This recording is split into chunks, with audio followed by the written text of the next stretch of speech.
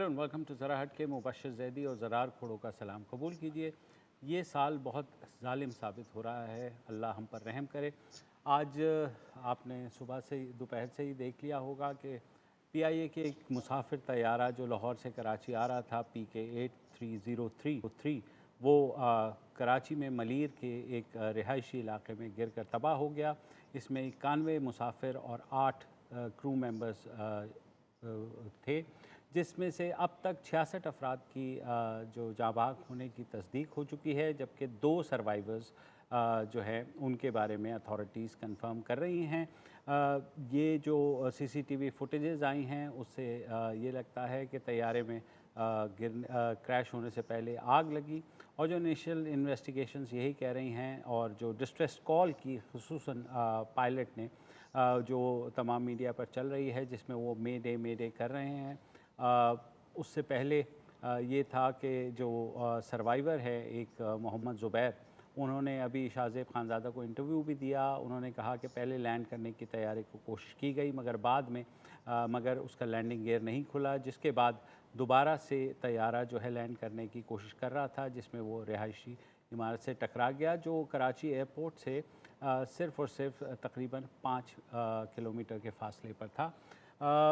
इस सारी सूरत हाल पर हम बात करेंगे। जहाँ ये तैयारा गिरा वो एक गली थी, तंग गली थी, मॉडल टाउन का एरिया है मलीर का, और जिना गार्डन सोसाइटी है जहाँ वो गिरा।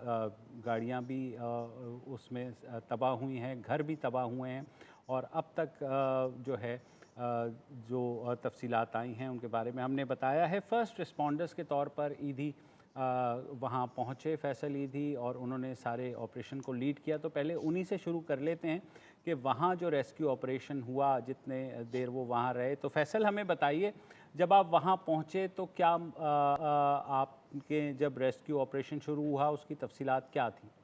हाँ, मुबश्शिर भाई, मैं जब पहुंचा मुझे तकरीबन 20-25 मिनट हो गए थे। हमारे वर्कर्स यहाँ मौजूद थे, दीगर समाज के दीगर जो रज़ाकार तंजीमें हैं उनके भी कारकुन यहाँ मौजूद थे और काम चल रहा था।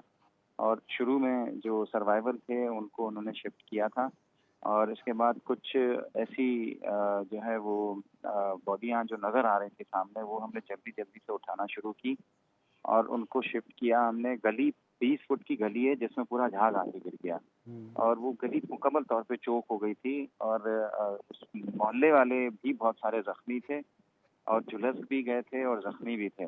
उनको हमने छतों से, मतलब एक छत से दूसरी छत, दूसरी से तीसरी छत, इस तरह जो है वो पार करा के, जहाँ से भी रास्ता बन पा रहा था हमने, इसमें मुश्किलात बहुत आ रही थी क्योंकि वो स्ट्रेचर पे थे और ऊँची-ऊँची छतों से हमने इनको शिफ्ट किया, दीवारों से।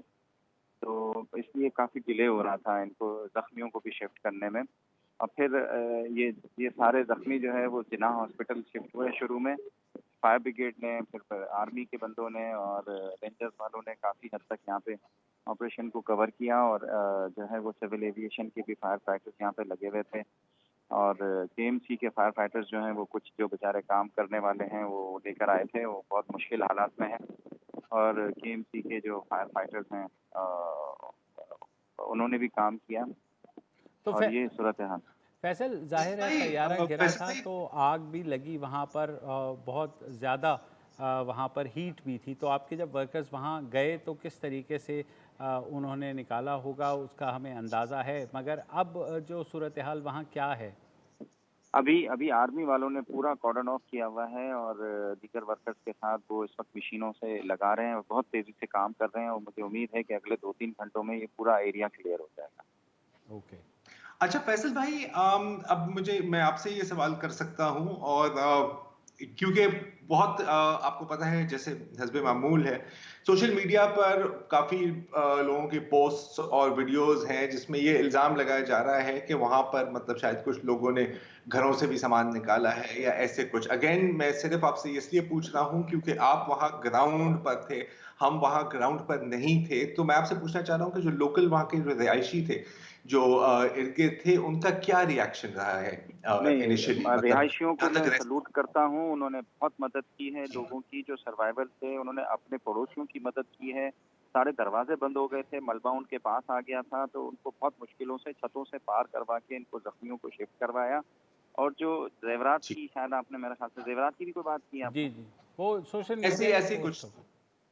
हाँ, ज़ेवरात की मैंने कोई ऐसी चीज़ नहीं देखी। वर्कर्स जो हैं वो उनको शिफ्ट कर रहे थे। मैंने 3-4 ख़वातीन ऐसी थी जिन्होंने ज़ेवर बहुत ज़्यादा पहना हुआ था। लेकिन वो पहने रखा और वो गिरा भी नहीं। एक आध चूड़ी जो गिरी थी, जो मैंने बाद में फिर रेंजर्स वालों को मैंने उठा ली थी और वो रेंजर्स वालों को दे दी थी और उनमें उनको एक ऑफ़िसर को जो है वो कर्नल साहब थे, उनको डिप्यूट कर दिया था कि जितने भी वैल्यूएबल्स हैं वो जमा करेंगे, इकट्ठा करेंगे। तो उन्होंने जो है वो इनको इकट्ठा करना शुरू कर दिया और जो है जी। वो जो वैल्यूएबल्स थे, लेकिन बहुत सारे वैल्यूएबल्स मरीजों के साथ, मतलब जो हलाक शुदगान के साथ जो है वो हॉस्पिटल की तरफ चले गए थे। अच्छा फैसल, जिन मकानों के ऊपर ये तैयारा गिरा, वहाँ ग्राउंड पर भी कोई हलाकतें हुई हैं? आपके नॉलेज में है कितने लोग ज़ख्मी हुए हैं? हाँ, जख्मी तो बहुत ज्यादा थे जो गली में जो रहते थे, और उनमें से बहुत को मैंने शिफ्ट भी किया। खौफजदा बहुत थे, बच्चे थे बिल्कुल। उनमें, खौफजदा थे, लेकिन अल्लाह का शुक्र है बच्चे जख्मी नहीं थे। लेकिन कुछ, एक 14 साल की बच्ची थी, वो पूरी जली हुई थी। उसकी बहन थी या वालदा थी, वो भी जो है वो आधी जली हुई थी। उसको भी बहुत मुश्किलों से मलबे से उठा के, मतलब छत पे थी वो, पार करवा के किसी भी मुश्किल, मतलब बहुत ही मुश्किल जो है वो उनको निकालना था वहाँ से। एक्सेस बहुत मुश्किल थी और जैसे-तैसे करके जो है वो इसमें फोर्सेस के बंदों ने हमारा बहुत साथ दिया। इन्होंने हमारा साथ दिया और उसके साथ जो है वो उनको निकाला वहाँ से। अच्छा फैसल, आपको हमने देखा भी वीडियो, तो आप जिस तरह काम कर रहे थे छतों पे चढ़ के, और तो वहाँ जो आपकी बात हुई तो कोई ऐनी शाहिदीन क्या बता रहे थे कि क्या हुआ? कैसे तैयारा अचानक सबसे आकर के गिरा? सबसे पहले हमें जो कॉलें आई हैं हुँ, लोगों की, 115 पे कॉलें आई हैं, उन्होंने कहा है कि जहाज़ का कोई पुर्जा गिरा है।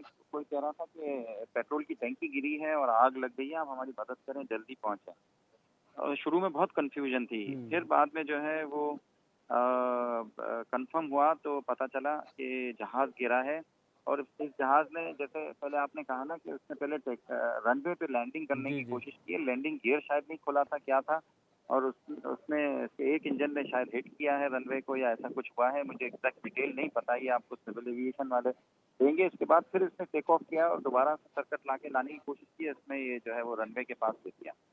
अच्छा फैसल, ये जो वैसे भाई अब क्योंकि वहां पर घर गिरे हैं, अब हुँ। मतलब जहाज वहां घरों पर गिरा है, उसकी जो विंग थी और बहुत मलबा है। मैं आपसे एक अंदाज़ा पूछना चाह रहा हूँ कि आपका क्या ख्याल है कि अभी इस वक्त ये मुमकिन है कि अभी भी लोग मलबे के नीचे फंसे हुए हैं? बिल्कुल, बिल्कुल, अभी भी लोग फँसे हुए हैं और मुमकिन है मोहल्ले वाले भी हों जो बाहर की तरफ होंगे और जो है, लेकिन ज़्यादातर पैसेंजर्स ही हैं और मेरे ख़्याल से 20 के करीब अभी भी होंगे जो अंदर मलबे में हैं। लेकिन बहुत तेज़ी से अभी मशीनें काम कर रही हैं क्योंकि हाथ से ये चीज़ें हटाना बहुत मुश्किल है। तो जो है वो निकल रही है, लेकिन इसमें कोई भी काबिल शनाख्त नहीं है और सारा जो है वो खस्ता हाल में है, मस्क शुदा है, जो सही। भी रिमेन्स फैसल, हैं। जो हुक्काम कह रहे हैं वो ये कह रहे हैं कि अभी उन्हें शायद 2-3 दिन लग जाएँ इस पूरे ऑपरेशन को कंप्लीट करते हुए। तो आपका अंदाज़ा यही है, लेकिन जैसे आप पहले कह रहे थे कि जिस तेज़ी से काम हो रहा है, शायद आज रात तक ये चीज़ें क्लियर हो जाएँ? हाँ, हाँ, अभी 2-4 घंटे में क्लियर हो जाएगा, सारा क्लियर हो जाएगा। मशीनें अब आ रही है। असल में गली बहुत तंग है, एक ही मशीन एक वक़्त काम कर सकती है। अगर गली बड़ी होती ना, फिर आसानी होती। और मलबा जो है वो वज़नी है, इंजन जहाज़ के जो होते हैं वो टनों के हिसाब से होते हैं, उनको हटाना, हटाना ये मशीनों का काम है। और उसी के नीचे जो है वो लोग फँसे हुए हैं। अच्छा फैसल, जैसे आपने कहा कि गलियां बहुत तंग थीं, तो आपकी एम्बुलेंसें थोड़ी दूर खड़ी होंगी, फिर छतों से आप लेकर के गए, किस तरीके से ये सारा ऑपरेशन हुआ? ये 2-3 गलियाँ जो है वो बाहर गाड़ियाँ खड़ी हुई थी, सारे वर्कर्स वहीं बाहर थे और वहाँ से जो है वो सिर्फ़ जो गली जो थी ना, उस गली से निकालना मुश्किल था, बाकी तो सारे रास्ते। एक जगह से सिर्फ़ 3 फुट की गली थी, वहाँ से हमने इनको निकाला है और इस तरीके से जो है वो हमने मुश्किलात तो थी, बस अल्लाह ने जो है वो हमारा साथ दिया और मोहल्ले वालों ने भी बहुत ज़बरदस्त साथ दिया हमारा, फिर फोर्सेस ने और पुलिस एहलकार हैं, रेंजर्स वाले हैं, उन्होंने, उनकी मदद के बगैर मुश्किल था काम सही। करना। अच्छा, जो 2 सर्वाइवर्स हैं अब फैसल, जो कि एक ज़फ़र मसूद साहब हैं जो पंजाब बैंक के हेड हैं, और एक मोहम्मद ज़ुबैर, दोनों, तो वो सर्वाइवर्स को शुरू में निकाल लिया गया था? सॉरी ज़ैदी साहब, आपको सुन नहीं सका। मैं ये कह रहा हूँ जो सर्वाइवर्स हैं 2 जिनके बारे में आप कंफर्म कर रहे हैं। एक सर्वाइवल जो है वो मोहल्ले की एक गाड़ी थी, उसके ऊपर आके गिरा है, जी। जो बैंक ऑफ पंजाब के थे। जी। उस गाड़ी के अंदर 3 पैसेंजर्स भी बैठे हुए थे, 2 खवातीन थी, एक जो है वो आदमी था जो गाड़ी ड्राइव कर रहा था। तो उसने अपने घर वालों को निकाला, उसकी गाड़ी में भी आग लग गई थी। ओके। और जो सर्वाइवल था, जो बैंक ऑफ पंजाब के हैं, उसने मुझे कहा, जो जिसने उसको रेस्क्यू किया ईडी के वर्कर के साथ और फायर ब्रिगेड वालों के साथ, वो उसकी छत पे आके गिरा था गाड़ी की, और अच्छा। सीट के साथ था ना, तो वो उसकी दोनों टांगे जो है वो काफ़ी डैमेज थी। तो उन्होंने अपनी फैमिली को बाहर निकाला, फिर वो रेस्क्यू वर्कर के साथ आए अंदर 8-10 मिनट के बाद। तो वो होश में थे, उन्होंने कहा कि प्लीज़ हेल्प मी ना। सही। तो उसको भी फिर जो है वो निकाला, और दूसरा भी सर्वाइवर कोई है, उसकी मुझे ज़्यादा डिटेल नहीं पता, लेकिन इनको निकाल के जो है वो फिर सबसे पहली जो पहली शिफ्टिंग्स हुई है ना, उसमें ये थे और होश में थे जब इनको निकाला है उस वक्त। और लेकिन टांगे नहीं चल रही थी, तो उनको अंदर से लाना मुश्किल हो रहा था, लेकिन वो बिल्कुल गली के कोने पे थे और गाड़ी की छत के ऊपर आके गिरे थे मलबे के साथ। चलिए, बहुत शुक्रिया फैसल हमसे बात करने का। आप ईदी फाउंडेशन हमेशा से ऐसे सानियात बिल्कुल सामने फर्स्ट रिस्पॉन्डर के तौर पे सामने आती है, उनकी एम्बुलेंसेस सारी की सारी। तो सल्यूट टू यू फैसल, और अल्लाह करे।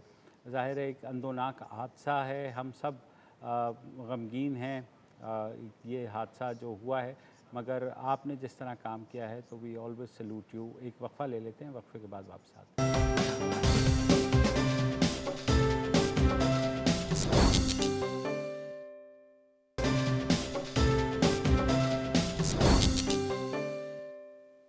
वेलकम बैक जी। पीआईए प्लेन क्रैश के बारे में आपको एक छोटी सी अपडेट देना चाह रहा हूं कि जो कैजुअलिटीज़ हैं उनकी ज़्यादातर उनकी शनाख्त डीएनए सैंपल्स के ज़रिए से की जा रही हैं। डीएनए सैंपल के लिए मैच कराने के लिए डिसीज की एक रिलेटिव की भी या किसी भी रिश्तेदार की ब्लड रिलेटिव की भी डीएनए सैंपल की ज़रूरत होती है। तो अगर खुदा ना खास्ता आप उनमें से हैं, तो मैं आपको बताना चाह रहा हूं कि एयरपोर्ट और एयरपोर्ट होटल पर 2 इमरजेंसी डेस्क्स कायम की गई हैं, जहां पर आप अपना डीएनए सैंपल दे सकते हैं और फिर उनको मैच किया जाएगा। अब तक यही सैंपल्स हैं, ब्लड सैंपल्स बाद में ली जाएंगी। अभी तक इतनी ही डिटेल्स हैं, जैसे ही इसमें मजीद अपडेट आती हैं हम आपको बताते चलेंगे। अब चलते हैं अपने कॉलर्स की जानिब, और मेरे पहले कॉलर हैं कामरान अली साहब नवाबशाह से। अस्सलाम वालेकुम सर। वालेकुम अस्सलाम सर। बहुत ही अफसोसनाक सानिया है, ये बहुत दिल खून के आंसू रो रहा है जब से ये दोपहर से देख रहे हैं। और हमारे यहाँ जो है पाकिस्तान में सिर्फ 1122 पंजाब में है या दूसरे सूबों में है, सिंध के अंदर कोई इसका वजूद नहीं है। तो इसका दायरा कार पूरे पाकिस्तान में बढ़ाया जाए, सिंध में भी किया जाए। और दूसरा ये है कि पहली बार इस तरह हुआ है कि जिस तरह अपोजिशन और हुकूमत जो है करप्शन के मामले में एक पेज पर हैं, उसी तरह हमारे फवाद चौधरी साहब और मुफ्ती पोपल जई तारीख में पहली दफ़ा ऐसा हुआ है कि एक पेज पर आए, और 24 तारीख को ईद मनाई जा रही है पाकिस्तान में। अब ये जो लोग इस सानिये में शहीद हुए हैं, वो चीख कर आवाम से कह रहे हैं कि बराए मेहरबानी ईद सादगी से मनाएं और कोरोना वायरस की वजह से थोड़ा एहतियात करें। ठीक है कामरान भाई। हमारे साथ दूसरे कॉलर हैं हिना जैदी साहिबा हैं कराची से। अस्सलाम वालेकुम जी। अस्सलाम वालेकुम सर। जी सर, मेरा तो सवाल बहुत पॉलिटिकली था, लेकिन मैं क्या करूं, आज ऐसा सानिया हो गया कराची में। मेरा पहला ही सवाल आप तीनों से है कि जरा ज़ाहिर साहब, आप असद साहब, आप मुबश्शिर साहब, आप तीनों में से कराची से किसका ताल्लुक है? पहले मुझे ये बताइए, आप तीनों में से कराची से कौन ज़्यादा बिलोंग करते हैं? ज़्यादातर तो पंजाब से होते हैं, इस्लामाबाद से होते हैं, कराची से किसकी ज़्यादा बिलोंगिंग है?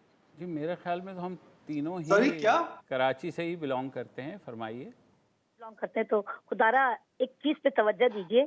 ये तो प्लेन का वाकया हुआ है, लेकिन इससे पहले कराची में और भी इसी तरह के वाकयात होते रहे हैं। मकानात गिर गए हैं और गलियां तंग हैं, और दूसरे ऐसे ऐसे कई वाकयात होते हैं जिसमें कि पॉपुलेशन की कहना चाहिए कंजेस्टेड होने की वजह से इमदादी कामों में बड़ी प्रॉब्लम हुई है। लेकिन आप लोग जिस मीडिया पर जिस जगह बैठे हुए हैं, और उस हवाले से तो आप बहुत कुछ कर सकते हैं। हमारे जैसे मतलब नॉर्मल लोग जो ये देख रहे हैं, बहुत अफसोस के साथ और सिर्फ हाथ मल के रह जाते हैं, लेकिन आप लोग बहुत कुछ कर सकते हैं, क्योंकि आपकी आवाज़ अवाम गवर्नमेंट तक जा रही है।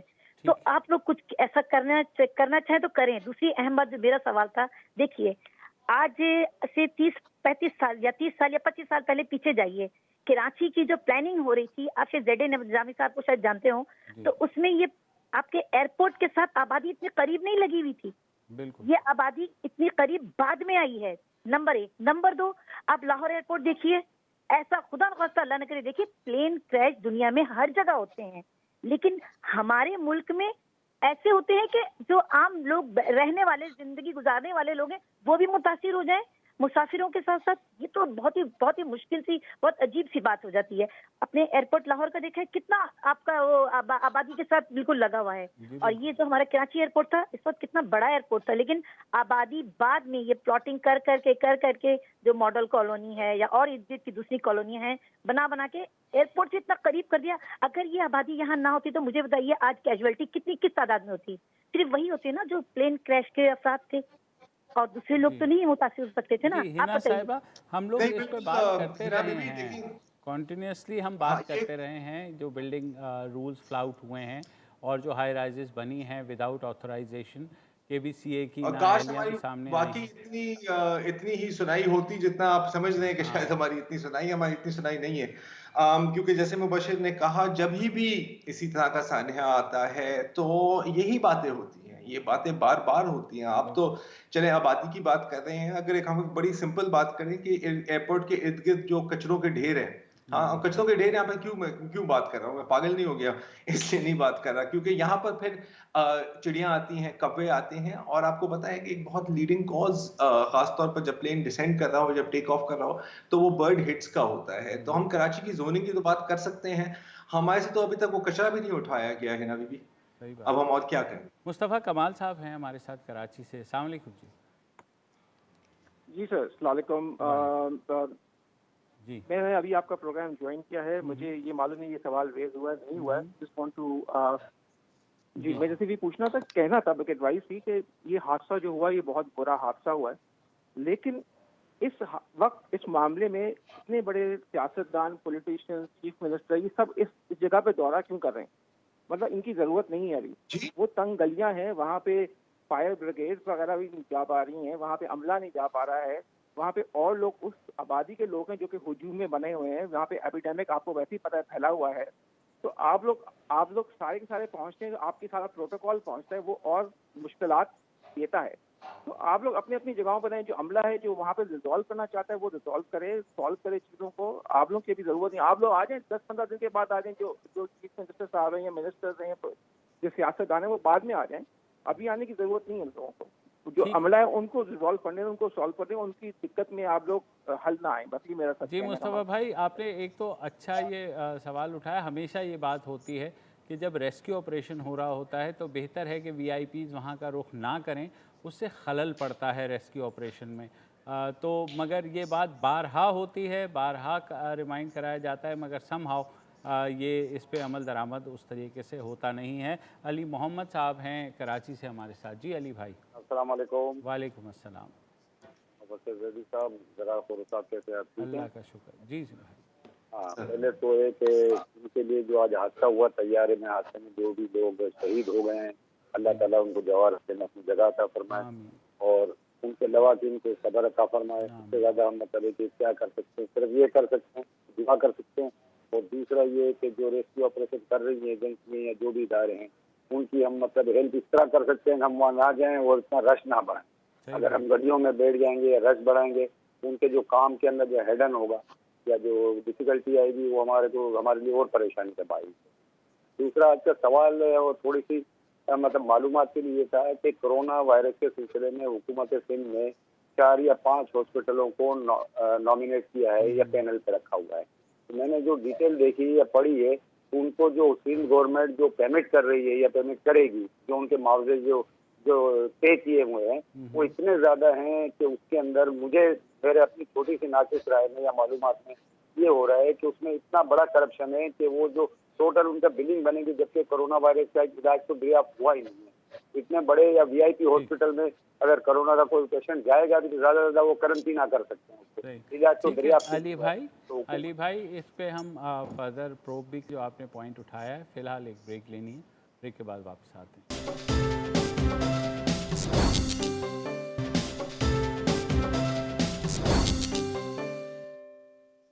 हम बात कर रहे हैं PIA तैयारा हादसे की, जिसमें 91 मुसाफिर और 8 क्रू मेंबर सवार थे, जो आज कराची में क्रैश हुआ। 2 सर्वाइवर्स कंफर्म हुए हैं अभी तक। हमारे अगले कॉलर हैं राहिल अशर कराची से। जी राहिल। जी अस्सलाम वालेकुम। वालेकुम अस्सलाम। जी मुबश्शिर भाई साहब, बहुत बहुत ही अफसोस हुआ जो ये हादसा हुआ है। दुआ है अल्लाह मियाँ जो शहीद हुए हैं उनके दर्जात बुलंद करे, जो जख्मी हैं अल्लाह मियाँ उनको सेहत कामला अता फरमाए। बात करनी थी पर वो आपकी बात सही है कि दिल से कोई और बात निकलती ही नहीं, क्योंकि वो किसी ने एक बड़ा अच्छा फेसबुक पर लिखा है कि 60 सेकंड का टाइम था जब ये लोग जहाज में जो बैठे हुए थे वो सोच रहे थे कि जी हम कराची में उतर के अपने मिलने वालों अपने घर वालों के साथ ईद मनाने जाएंगे, पर अल्लाह को जो मंजूर था वही हुआ। अब इसमें हम और आप तो कुछ नहीं कर सकते, बस दुआ कर सकते हैं उनके लिए, उनके दर्जात बुलंद करने के लिए और बाकी जो जख्मी हैं उनकी सेहतयाबी के लिए। एक बात मैं करूंगा जी, छोटी सी बात करनी थी कि वो कि मेरे हेलो आवाज आ रही है? बिल्कुल आ रही है। जी आ रही है। अच्छा मैं एक बात करूंगा, मेरे बड़ा अच्छा दोस्त है, उनकी बहन मक्का में, उनके मियाँ वो हैं किसी हॉस्पिटल में डॉक्टर हैं। उन्होंने कहा कि जी मुझे, उन्होंने अपने भाई को बोला, उन्होंने कहा जी आप जरूर ये अब जो कॉल आती है उस पर करिए। कहने की जी 27वीं शब को बहुत कोशिश की, वहाँ पे कर्फ्यू होता है खाना काबा के आसपास टाइमिंग, कहता उस टाइमिंग में वो और उनके मियाँ हिल्टन है, मक्का हिल्टन होटल है, उसकी सीढ़ियों पे बैठे। कहने के मेरे देख के वहाँ जो कब हुआ है कि वहाँ पे कबूतर तक नहीं थे, जो कबूतर क्योंकि कोई दाने डालने वाला नहीं है, तो कहते जिस किस्म का खाली और वीरानी थी। तो उन्होंने कहा जी आपसे 29वीं शब है, आज आखिरी लैलतुल कदर की रात है, तो मैं आपके इस प्रोग्राम के तोफैल सारे अपने भाई जो भी प्रोग्राम देख रहे हैं उनसे सिर्फ एक दरख्वास्त करूंगा कि जी आज आखिरी रात है, अल्लाह के हजूर गिड़गिड़ाएं, अपने अल्लाह को मनाएं, अपने अल्लाह से अपनी गुनाहों की तौबा मांगे, बख्शिश मांगे और उसको अपने से राजी कर लीजिए। बहुत शुक्रिया जी, अस्सलाम वालेकुम। वालेकुम अस्सलाम। अच्छा इस पे हाँ जरा एक बात करना चाह रहा था। ये अभी जो रहील भाई ने जिक्र किया कि अभी जो फैसल साहब से अभी जो सवाल मैंने पूछा था, ये जो लूटने की जो खबरें आ रही थी, तमाम जो लोग अभी सोशल मीडिया पर हैं, और मुझे पता है कि बहुत मुश्किल होता है अपने आप को रिस्ट्रेन करना, लेकिन इस वक्त अगर कोई भी आपके पास खबर आए जो तस्दीक शुदा नहीं है या कोई फोटोज हैं जिसमें लाशें हैं, आप प्लीज उसे ना शेयर करें। और वो इसलिए है क्योंकि एक सिंपल असूल है, ये बड़े कंफ्यूजिंग वक्त होता है, आप you get stuck in the flow of things. Media में भी यही होता है, सोशल मीडिया में भी यही होता है।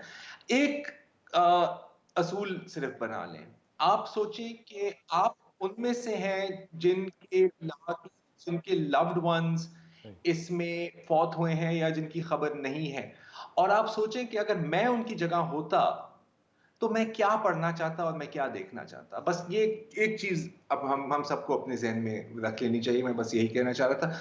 अगले कॉलर हैं हमारे जाहिद जुनेजो साहब हैदराबाद से। अस्सलाम वालेकुम सर। अस्सलाम वालेकुम। जी वालेकुम सलाम। जी जाहिद साहब।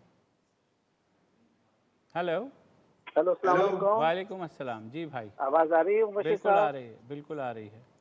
बशीर साहब, आज ना कोविड पे बात करनी है जी, ना इस इंसिडेंट पे बात करनी है जिसने हमारे हार्ट ब्रेक कर दिए। बिल्कुल सर्टेनली ये एक बहुत बड़ा हादसा है, और फिर अगर आप टाइमलाइन देखें तो ईद नजदीक है। तो मेरी तरफ से उन सब लोगों को जो कि शहादत पा चुके हैं उनसे मैं ताज़ियत करता हूं, और उनको अल्लाह ने अपनी जवाए रहमत में जगह दे देगा। आज जो आपसे बात करनी थी वो थी वसतुल्लाह खान साहब की तबीयत के हवाले से। हमने सुना था कि उनका ओपन हार्ट सर्जरी हुआ है या उनका बाईपास हुआ है, तो काइंडली अगर 2 लफ्ज आप बता दें कि इस वक्त उनकी तबीयत कैसी है और फिर वो कब से ज्वाइन करेंगे आपको। बहुत शुक्रिया। Thank you. जाहिद भाई, अल्हम्दुलिल्लाह तबीयत बहुत बेहतर है, वो रिकवर कर रहे हैं। कल ही मेरी और मुबशिर दोनों की उनसे बात हुई है, और इत्तेफाक से वो शो को ही देख रहे थे तो उस पर ही कमेंट कर रहे थे। तो मेरा ख्याल है कि वो अनकरीब इतने सेहतमंद भी हो जाएंगे और इतने बोर भी हो जाएंगे कि वो खुद कहेंगे कि यार मुझे वापस आना है। और अब वो घर शिफ्ट हो गए हैं, एंड जो हमारी बात हुई है तो अल्हम्दुलिल्लाह ही साउंड्स गुड, ही साउंड्स हेल्दी। आप तबीयत पूछने का बहुत शुक्रिया, मैं आपका पैगाम उन तक भी पहुंचा दूंगा। यहाँ एक वक्फा लेते हैं, वक्फा साहब।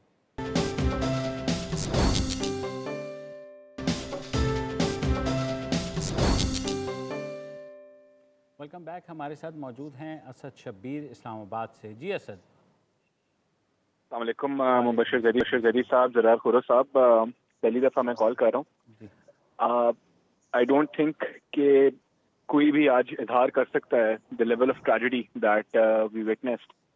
और जब भी इस तरह की चीज़ होती है तो इसमें मेरे हिसाब से दो चीज़ें होती हैं। एक आपका लॉन्ग टर्म थोड़ा रिएक्शन है। लॉन्ग टर्म रिएक्शन में आपकी इन्वेस्टिगेशन आ जाती है। इट्स वेरी सिंपल बात, PIA भी वही जहाज़ लेता है उसी दुकान से जहाँ से कतर एमिरेट्स लेती है, तो एक मेंटेनेंस लेवल वो इन्वेस्टिगेशन होती है। मेरा सवाल जो है it's around the short term knee jerk reaction. आज हम सब ने सोशल मीडिया पे, फेसबुक, ट्विटर पे, न्यूज़ चैनल्स के ऊपर देख रहे हैं कि ATC की रिकॉर्डिंग्स आ रही हैं, फ्लाइट मैनिफेस्ट निकल रहा है, तस्वीरें आ रही हैं, वीडियोस आ रही हैं of people and the relatives at the airport, graphic packages आ रहे हैं जो कोने में जहाज गिर रहा है, अनवेरिफाइड इमेजरी और वीडियोस चला रहे हैं, और practically this border line harassing relatives and pilots and PIA officials. इस सारे चक्कर के अंदर सवाल मेरा ये है कि रिस्पॉन्सिबिलिटी ऑफ मीडिया की लाइन कहाँ ड्रॉ होती है, पेमरा क्या कर रहा है, एंड एक बेसिक जर्नलिस्टिक एथिक्स जो हैं इंसानियत की तौर पर, जो एक बंदा जो बैठा हुआ है जो कंटेंट एवेल्युएट कर रहा है, where has all of that gone considering things like this?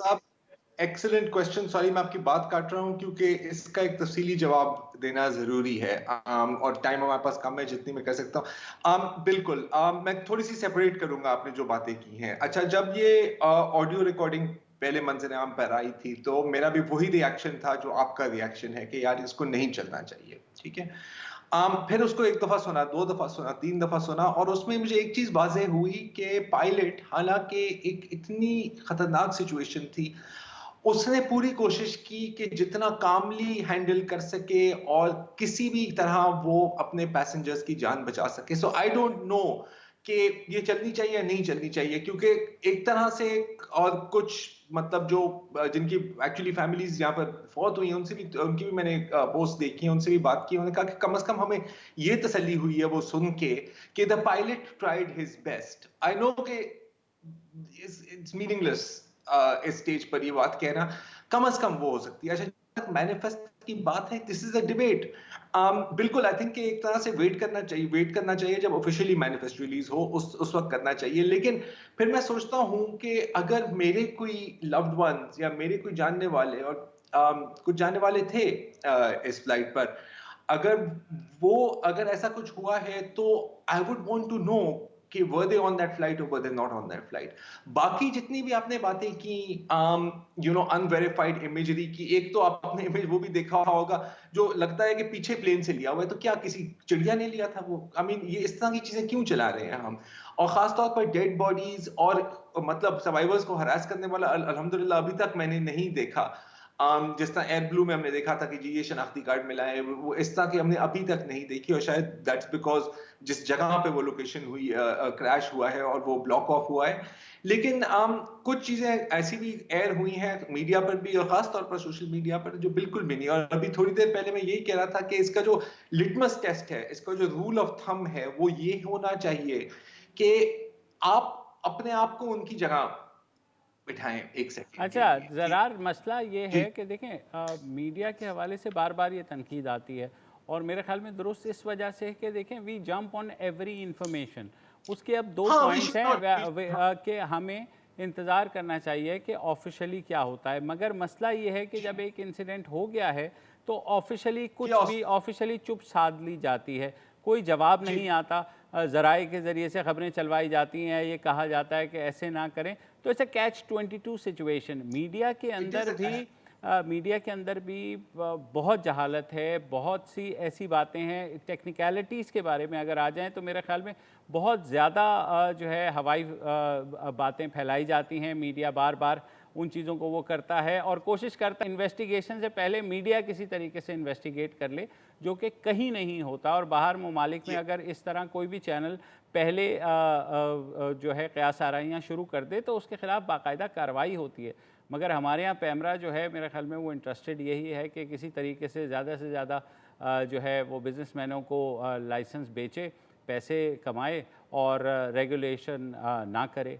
तो बहरहाल आज के लिए इतना ही, दोबारा हाजिर होंगे पीर के दिन इजाज़त दीजिए। खुदा हाफिज़। अस्सलाम वालेकुम। अगर आपको हमारे शो पसंद आया है तो प्लीज़ हमारे यूट्यूब चैनल को सब्सक्राइब करें, और अगर मुनासिब समझे तो इस वीडियो को लाइक भी कर लें, तो कोई हर्ज नहीं है, और शेयर भी कर लें और कमेंट भी कर दें जी, वरना वो सब ऐसे ही लिखते रहेंगे। और ये जो दोनों कह रहे हैं ये कर लें जी प्लीज़, नहीं तो हमें भी घर जाना है, मैं आपके कंप्यूटर में नहीं रहना 24 घंटे। सही बात।